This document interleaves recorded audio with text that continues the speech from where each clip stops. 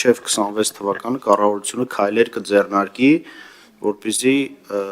այդ ցուցանիշները հավասարվեն բարենային եւ նվազագույն սպառողական զամբյուղներին,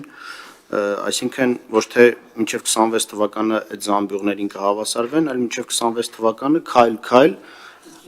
աշխատանքներ կտարվեն, ինչի ենթադրում է 26 թվականին պիտի այդ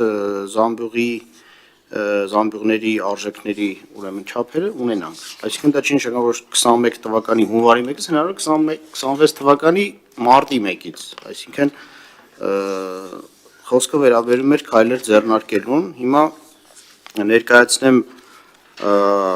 կառավարության դիրքորոշումը նախագծի վերաբերյալ։ Պետական կենսաթոշակների մասին Հայաստանի Հանրապետության օրենքում լրացումներ կատարելու մասին նախագծով առաջարկում է 26 թվականի հունվարի 1-ից սահմանել ստորին շեմեր նվազագույն կենսաթոշակի եւ միջին աշխատանքային կենսաթոշակի չափի համար, այն է պարենային զամբյուղի եւ սպառողական զամբյուղի ամսական արժեքները։ Նախագծով կառավարությանը լիազորություն է տրվում սահմանել միջին աշխատանքային կենսաթոշակի չափը հաշվարկելու կարգը։ Նախագծին կից ներկայացված հիմնավորման մեջ նշվում է, որ նախագծի նպատակը կենսաթոշակային ապահովության բնագավառում վարվող քաղաքականությունը ավելի կանխատեսելի դարձնելու միջոցով տարեց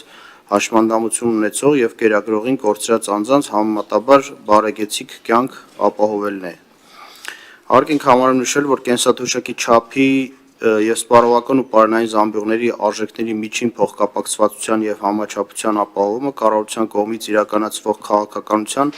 առաջնային ուղղություններից մեկն է, որը բխում է սահմանադրությամբ վերջինիս տրված լիազորությունների շրջանակից։ Այս համատեքստում հարկ է նկատի ունենալ, որ պետությունն ունի սկզբունքորեն լայն հայեցողություն քաղաքականություն մշակելու եւ այն իրականացնելու հարցում, ի թիվս այլնի հիմնվելով տնտեսական եւ ֆինանսական ընթացիկ հնարավորությունների վրա, այսինքն պետության հայեցողության սահմանները պետք է դիտարկել նրա սոցիալ-տնտեսական հնարավորությունների տեսանկյունից։ Ազգային ժողովի որոշմամբ հավանության արժանացած կառավարության 2021-2026 թվականների ծրագրով աշխատանքի եւ սոցիալական պաշտպանության բնագավառում կառավարությունը սահմանել է ռազմավարական նպատակ մինչեւ 26 թվականը քայլեր ձեռնարկել նվազագույն կենսաթոշակի եւ կենսաթոշակի միջին չափերը հավասարեցնելու համապատասխանաբար պարենային եւ սպառողական զամբյուղների արժեքներին։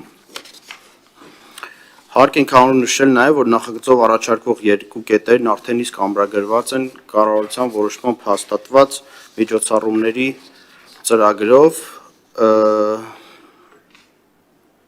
այսինքն նվազագույն կենսաթոշակի չափի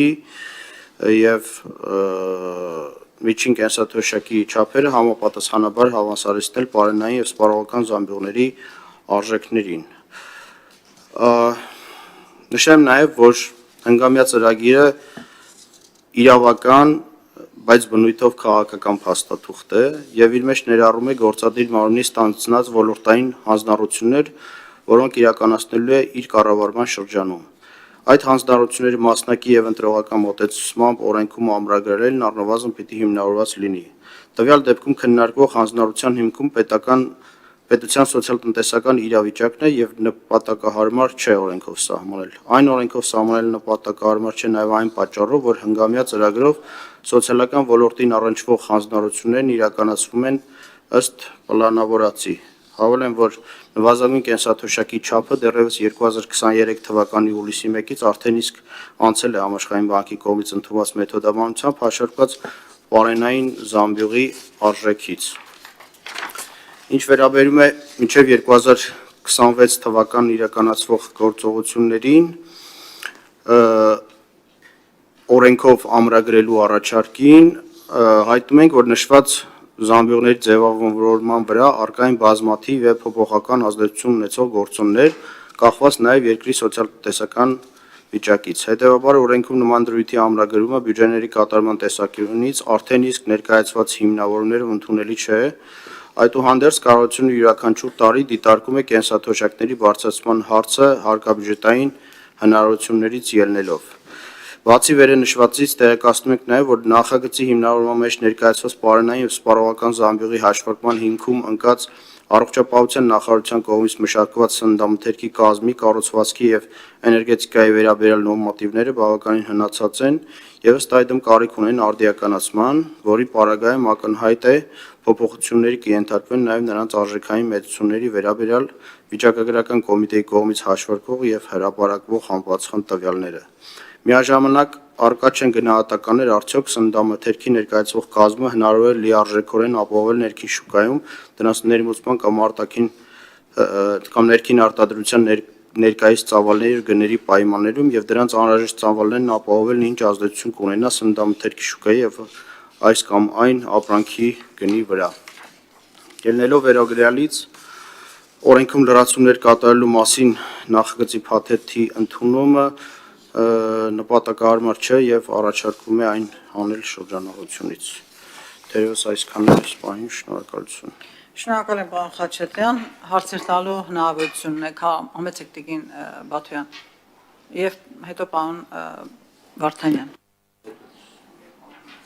Պարոն Խաչատրյան, հարցս վերաբերում է հաշվարկներին։ Ունեք արդյոք մոտավոր գոնե հաշվարկներ այս նախագիծը ընդունվելու դեպքում 26 թվականից հետո առնվազն ինչքան հավելյալ բյուջե կպահանջվի կոնկրետ կենսաթոշակների նպաստներին ուղղելու համար։ Շնորհակալ եմ։ Շնորհակալություն հարցի համար տիկին Բաթոյան։ Մենք ոչ միայն այս առաջարկության շրջանակում, այլ հենց կառավարության հնգամյա ծրագրի հանձնարարության շրջանակում հաշվարկել ենք, որպեսզի ներկայացնենք հայտը համապատասխան ֆինանսավորումը ապահովելու համար 2026 թվականին եւ այդ թիվը կազմում է մոտավորապես 110 միլիարդ դրամ, բայց պետք է նաեւ նշեմ, որ այդ թվի մեջ ծերացման էֆեկտն էլ իր տեղը ունի, այսինքն մենք ունենալու ենք ավելի մեծ թվով կենսաթոշակառուներ, այսինքն անկախ այս հանձնարարության իրականացման հանգամանքից, այսպես թե այնպես մենք վերջին տարիներին ծերացման խնդրի սրման պայմաններում ունենում ենք նոր թվով ավելի շատ կենսաթոշակառուներ, ինչն էլ բերում է իր ֆինանսական հետևանքները, այսինքն բեռը ավելանում է եւ եթե մոտավոր գնահատենք 90 միլիարդի շրջանակում պիտի լինի զուտ հենց այդ արդյունքները ապահովելու համար։